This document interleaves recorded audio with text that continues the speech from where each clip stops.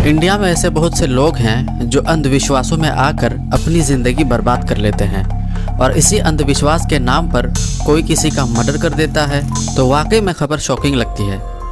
मध्य प्रदेश के पूरे परिवार को एक तांत्रिक ने सिर्फ इसलिए मार दिया क्योंकि उसे बड़ा तांत्रिक बनना था।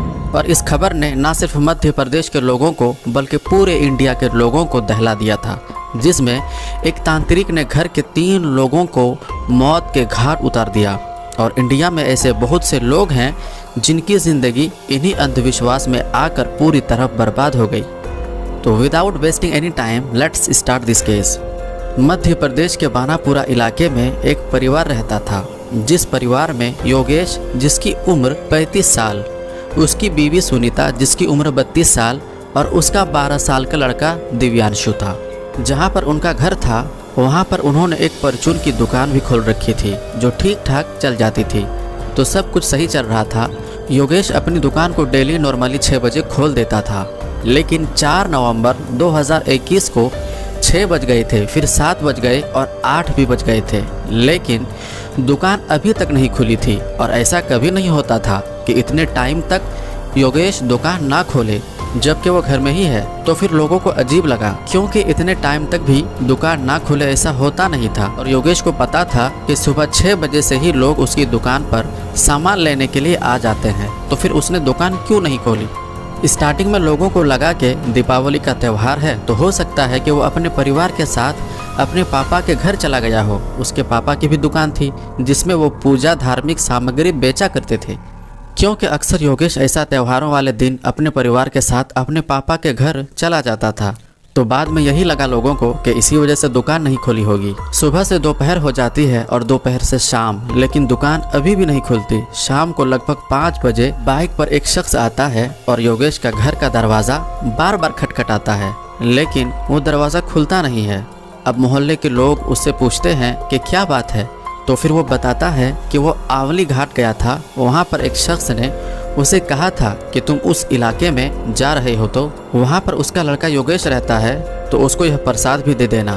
तो यह प्रसाद देने के लिए वो जिसके घर गया था, इतने टाइम तक दरवाज़ा खटखटाने के बाद भी दरवाज़ा नहीं खुला। अब लोगों को यह बात बड़ी अजीब लगी क्योंकि स्टार्टिंग में तो वो यही मानकर चल रहे थे कि योगेश अपने परिवार के साथ अपने पापा के घर चला गया है और वहाँ तो खुद उसके पापा प्रसाद भेज रहे हैं। तो फिर मामला क्या है। उस घर में 2 दरवाजे थे। वो शख्स जो योगेश के घर पर आया था वो दूसरी मंजिल के दरवाजे के ऊपर एक छोटी सी खिड़की थी, वहाँ से झांककर चेक करता है और अंदर का नज़ारा देखकर पूरी तरह हैरान रह जाता है। वो देखता है कि अंदर बेड पर खून से लथपथ एक लाश पड़ी हुई है। वो भागते हुए नीचे आता है और बाकी लोगों को इसके बारे में बताता है और उन्हीं में से किसी ने लोकल पुलिस को इसके बारे में इन्फॉर्म कर दिया। पुलिस की टीम तुरंत वहां पर पहुंचती है और घर के दरवाजे को तोड़कर जब पुलिस घर के अंदर इंटर करती है तो वो देखती है कि एक कमरे में 3 लोगों की लाश पड़ी हुई है, योगेश, उसकी बीवी और उसके लड़के की। और उस कमरे में सारा सामान इधर उधर बिखरा हुआ है। तो स्टार्टिंग में लग रहा था कि चोरी भी हुई है और फिर बाद में मर्डर किया गया है। घर में 3 लाशें। मोहल्ले के लोगों को यह बात जब पता चली तो मोहल्ले के लोग दंग रह गए। पूरे मोहल्ले में एक दहशत का माहौल फैल गया कि आखिर अचानक ऐसा क्या हो गया उस घर में कि किसी ने इन तीनों का मर्डर कर दिया, वो भी इतनी बेरहमी से। पुलिस ने इन्वेस्टिगेशन शुरू की, पूरे घर की तलाशी ली, लेकिन घर में उनको ऐसा कुछ नहीं मिला। लेकिन हाँ, घर की दीवारों पर कुछ खून के छींटे लगी हुई थी, जिससे पता चल रहा था कि जब खून किया गया था तो खून छलक कर दीवार पर भी लग गया था। और उस घर के एक कमरे में दीपक जला हुआ था और आसपास कुछ पूजा सामग्रिक चीज़ें भी रखी हुई थी। फॉरेंसिक टीम ने भी इस केस की जांच शुरू कर दी। पुलिस ने पता लगाया कि कहीं योगेश से किसी की कोई दुश्मनी तो नहीं है। पड़ोस के लोगों से पूछताछ की जाती है। इस केस के बारे में उस परिवार से किसी की कोई भी दुश्मनी नहीं होती। बहुत ही अच्छा और धार्मिक परिवार था। पति पत्नी के बीच में कभी कोई ऐसा झगड़ा नहीं हुआ था और योगेश का अपने माँ बाप के साथ भी कोई झगड़ा नहीं था। सब कुछ सही चल रहा था।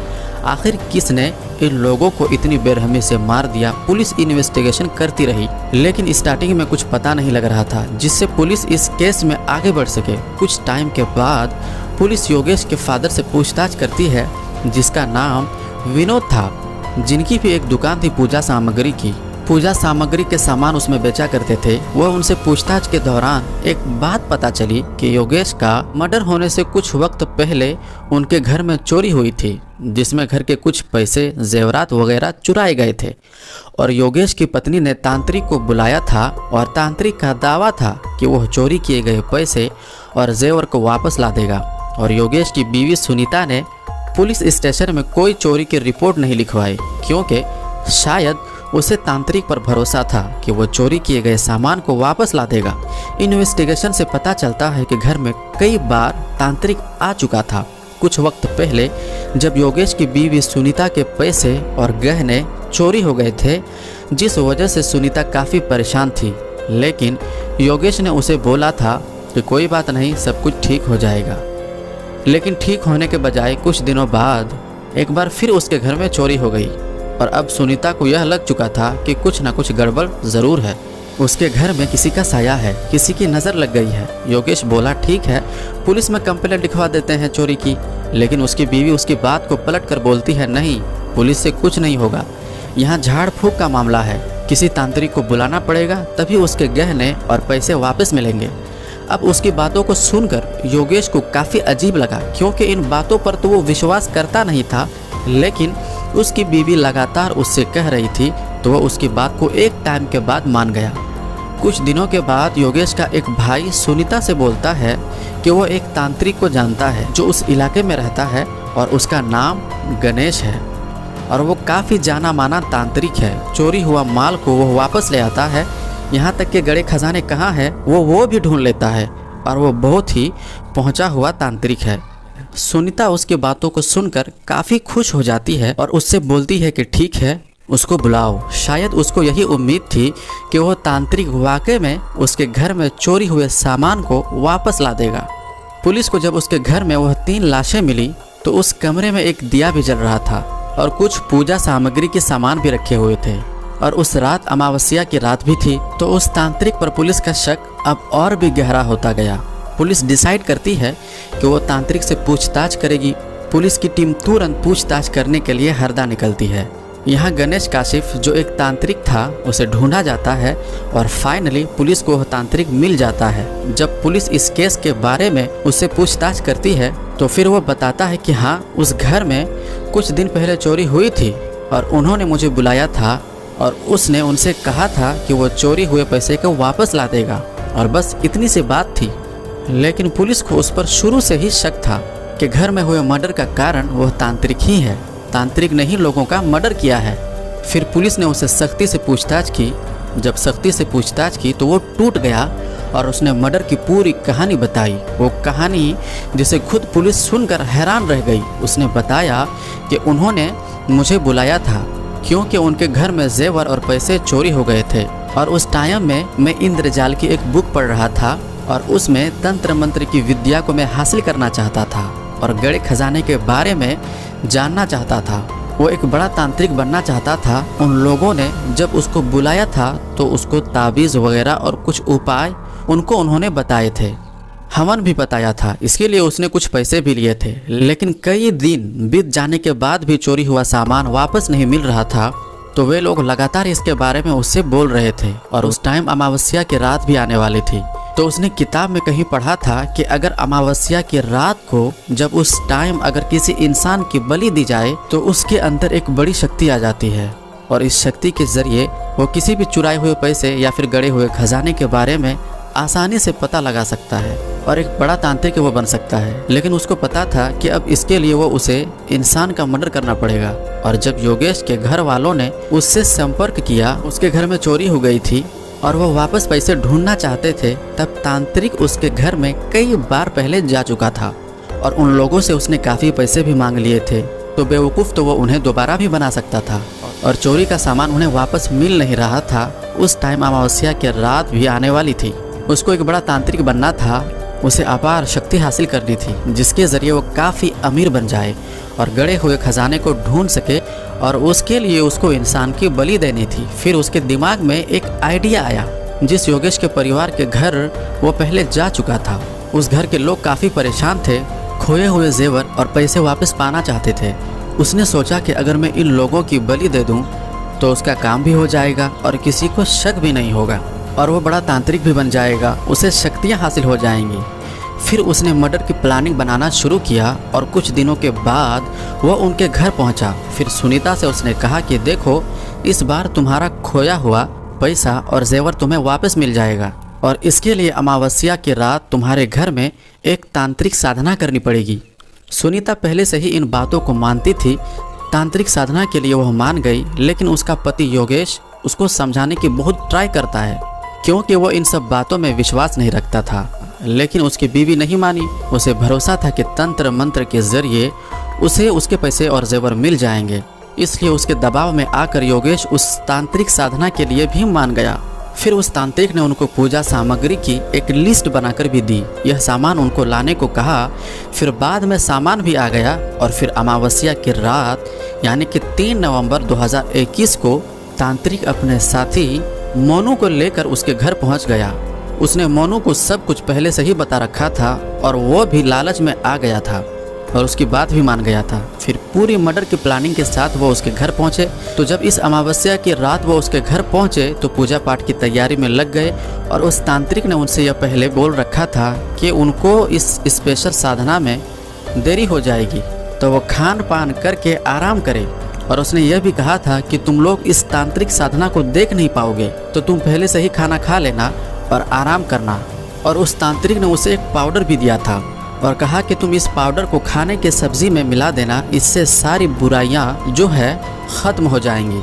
तो सुनीता को तो पूरा विश्वास हो चुका था कि उसके खोए हुए पैसे और जेवर उसे वापस मिल जाएंगे और आज उसके घर में एक स्पेशल तांत्रिक साधना भी है, तो अब सब कुछ सही हो जाएगा। लेकिन अब जो आगे होने वाला था वो शायद उसने पहले सोचा भी नहीं होगा। तो जब उस पाउडर को उसने सब्जी में मिला दिया और सब ने उस खाने को खा लिया तो उस तांत्रिक ने उन लोगों से बोला कि अब तुम आराम करो। दरअसल वो पाउडर बेहोशी की दवा थी। तो खाना खाने के बाद कुछ टाइम के बाद वो लोग बेहोश हो गए और तांत्रिक देर रात तक 2 घंटे तक अनुष्ठान करता रहा। लेकिन यह अनुष्ठान चोरी किए गए पैसे और जेवर को वापस ढूंढने के लिए नहीं था, बल्कि उसके बड़े तांत्रिक बनने के लिए उसने अनुष्ठान स्टार्ट किया था और यह बात सिर्फ उसको ही पता थी। अनुष्ठान खत्म होने के बाद अब बारी आती है बलि देने की। तो पहले तो वो उस घर के लोगों को आवाज़ मारता है यह चेक करने के लिए कि क्या वाकई में वो बेहोश हो चुके हैं या नहीं। जब आवाज़ देने पर वो लोग नहीं उठते हैं तो वो कमरे के अंदर जाता है और देखता है कि सब कमरे में बेहोश पड़े हुए हैं, यानी कि दवाई ने अपना काम कर दिया था। फिर उस कमरे में वो चला जाता है और अपने साथ वो एक कुल्हाड़ी लेकर आया था। उसी कुल्हाड़ी से तीनों के सर पर जानलेवा वार करता है।